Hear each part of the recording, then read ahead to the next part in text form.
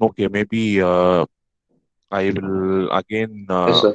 We'll start with this problem again. It will be a fresh beginning. You have an AC circuit. See here, you have a current source. You have 2 ohms, J3 minus J5 and 4 ohms. And they're asked find the current IR using Norton's theorem. So I'm going to find this current using Norton's theorem. So you can do this using mesh analysis, nodal analysis, any way you can do. Since we are going to use theorems for solving it, the better you go with theorem, then you can cross check the answer by any ways. And 20 angle 45. This is the current source value. And I think somebody asked, what is this 20? 20 is always going to be the RMS value. So it is the RMS 20 is wherever you have magnitude angle, the magnitude will always represent the RMS value only.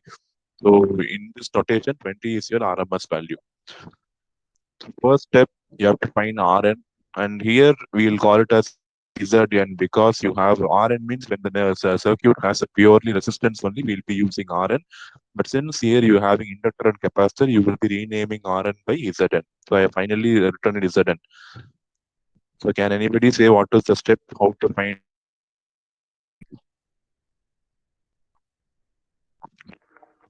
Zn from this circuit?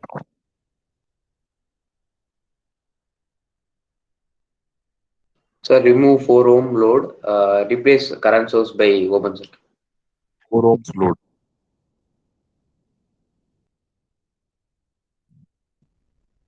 Why should I remove 4 ohms load and not any other component? So because that is where we have to find the current flow, sir. Yes, see the question, find the current IR by Norton's theorem. And IR is flowing through 4 ohms. So that 4 ohms becomes your load. So identify your load first. Load is the component across which you are going to measure voltage or you are going to measure current flowing through the component. Here we are going to measure IR and IR is flowing through 4 ohms. Okay, so 4 ohms is your load. So first remove the 4 ohms and you know when you have a current source, you have to open it. And you have to look from the removed terminal to find out what is your Zn. And I told you how to find the value of Zn. Assume you have an voltage source here. So whenever you have a current coming, will be splitting into two. So this current will be splitting into two. And here it is open, so current cannot flow here. So current will naturally come here. So now we can say which is in series and which is in parallel. So which one is in series and which one is in parallel. 2 and J3 are in series and minus J5 is in parallel, sir. Yes, see this current flowing through J3 is also flowing through 2 ohms. So 2 and J3 are in series and that combination is parallel with minus J5. So I have redrawn the circuit here for better understanding, removing this open circuit part. So you have minus J5 and J3 and so see here 2 plus J3 parallel to minus J5. For simplification, you first simplify and everything have it in complex number, then you convert into angle format. So R1 into R2 by R1 plus R2. So 2 plus J3 into minus J5 by 2 plus J3 minus J5. And 2 plus J3, you know how to find the magnitude. It is root of 2 square plus 3 square. So you get 3.605. Tan inverse 3 by 2 is 56.3 degrees. And this one I told you in the last class minus J5. When you have minus J5 means 5, you will write it as it is, and minus J is minus 90. So minus J, you mark it in negative y-axis, and the angle is minus 90. You can also write 270. That's also correct. Okay, minus 90 or 270, both are correct. Divided by 2 plus J3 minus J5, and J3 minus J5 is minus J2, so 2 minus J2. So if you take the magnitude, it is 2.828 angle minus 45. I told you whenever you have multiplication or division, this format only is easy for you. You should not have it in J. Only for addition and subtraction, the J format will be helpful. Whenever you have multiplication and division, you always have in magnitude angle format.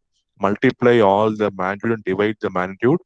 If the angle is multiplied, if the terms are multiplied, the angle will be added. If the terms are divided, the angle will be subtracted. So effectively, 56.3 degrees minus 90 plus 45. Minus of minus 45, so it will become plus 45. So the answer will be 6.373 angle 11.3 ohms. Or if we convert this back into complex number format, you get 6.249 plus J 1.248 ohms. See again this calculation and other things, you can do it I am just saying the steps and converting into polar to complex and complex to polar. You should be familiar at this point of time. And you should see that Rn or we call it as Zn because it is a complex term, right? So we call it a notation Zn, not on impedance. Zn is given by 6.249 plus J on 1.248. Can somebody say can any information you can get out of this Zn? I want to know if any information can be derived out of this Zn. Seeing the Zn expression which you see in the display, can you get anything out of it? If you say this correctly, you understood the subject better. So seeing the expression for Zn is something flashing your mind.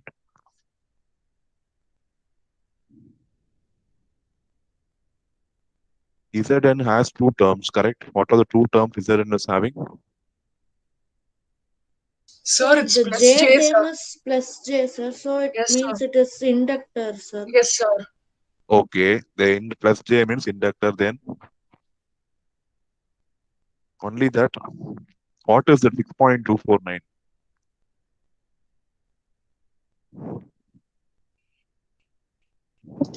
Resistance. It is Resistance, sir. resistance. Yes, so it is just like R plus JX format, right? So you see, when always in a complex, when you have impedance, means the real part always is going to be resistance, and the complex term, depending on plus or minus J, you will have inductance or capacitance. Here you have plus J 1.248, so you are going to have a resistor and inductor in series. Plus indicates the values are added, right? So you are going to have a resistor and inductor in series. So this is going to be your circuit. Actually, we need not look in depth into it, but I'm just saying for your understanding that Rn Zn comprises of two components. One is 6.249 ohms, other one is an inductor of value J 1.248 ohms. Okay, and we cannot find the value of inductor because the problem frequency is not given, because inductor value depends on frequency, right? So we cannot find L here. We can only find what is X, the inductive reactance. Okay, that is J 1.24. Suppose if you have minus sign here, then it will become capacitive. So for Z, I told you plus means inductor, minus means capacitor. Okay, so under in that logic, if you see, the real part indicates your resistance, the complex term indicates your reactance of your inductor. The first step is over. See, I told relatively for AC circuits, you will take a longer time for doing because you will have all those J terms coming, right? So you should do it very, very carefully. If it's a normal resistive circuit, means you can do it very fast. So step one is over. We have found out Zn. Step two is you have to add all the components back. And one thing you have to do in Norton is you have to short circuit this removed component. You are going to find the short circuit current IN. So I have added my current source back. I am drawing the entire circuit, and in the removed place of the component, I am going to add this short circuit because in Norton you are going to find short circuit current. See, 4 ohms is your load, right? So I have removed that for computing Rn or Zn. Now instead of adding that 4 ohm again, I am going to replace that 4 ohm by short circuit. I told you whenever you have short or open, the circuit will become simple. So see here, you have minus J5 parallel to short.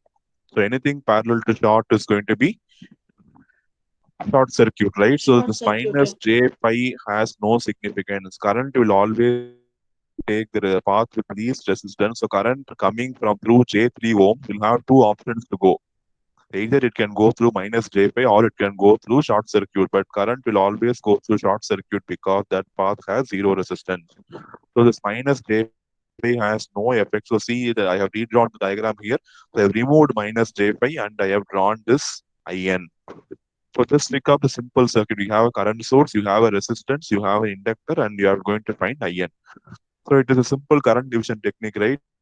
The two components are in parallel. I have one current source.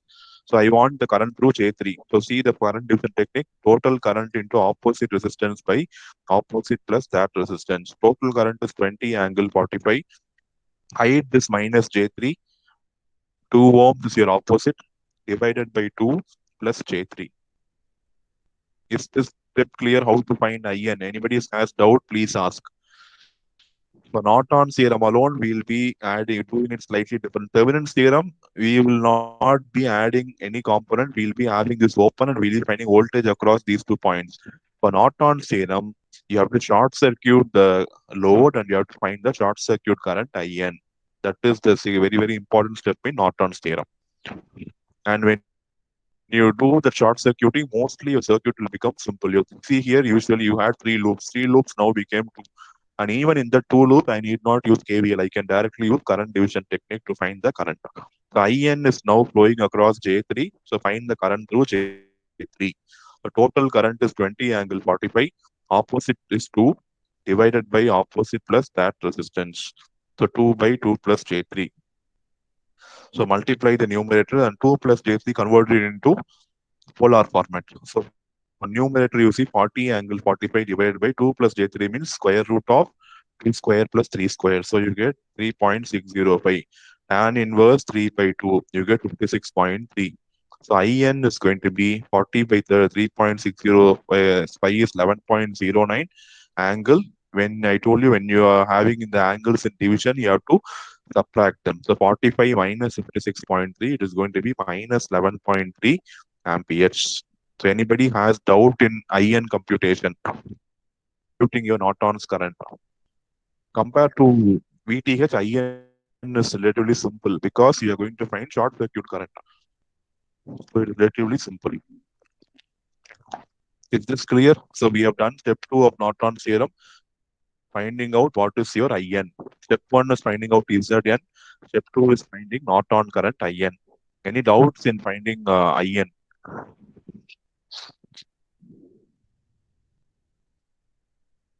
Anybody is having doubts, please open up and ask.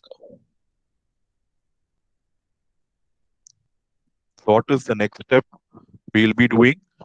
Draw the Norton's equivalent circuit. See here, IN, ZN, and I'm adding my removed component 4 ohms. So IN is the current source, ZN is the Norton impedance, and I'm adding the current 4 ohm load. And the question was find the current through this 4 ohm load. So I can apply current division technique again. See here, I is equal to total current into, if you hide this 4 ohm, the opposite is ZN divided by ZN plus 4.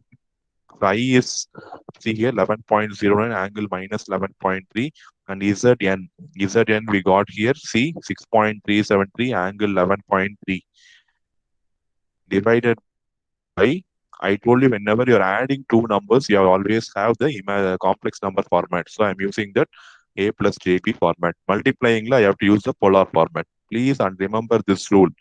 For multiplication and division, you always go for polar format. Polar means magnitude angle. For addition and subtraction, you have to go for complex number format. So denominator, you see I'm adding 2 numbers, so I'll be using complex number format. Convert that complex number into polar format and divide. So you will get 70.676 divided by 10.324 angle 6.942. So 70 by 10, approximately 6.845 an angle. It will go to numerator. Numerator, the angle is 0, right? So 0 minus 6.942 is minus 6.942 degrees ampere.